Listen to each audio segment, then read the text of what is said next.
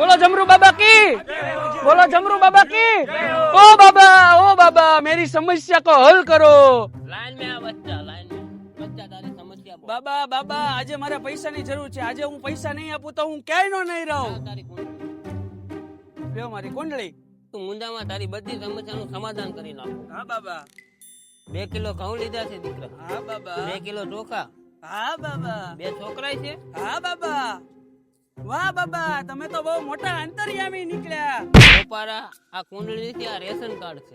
હા બાબા, હાલે દીકરા તારી કુંડળી, તારી સમસ્યાનું સમાધાન મારાથી નહીં થાય। તો ક્યાં થશે?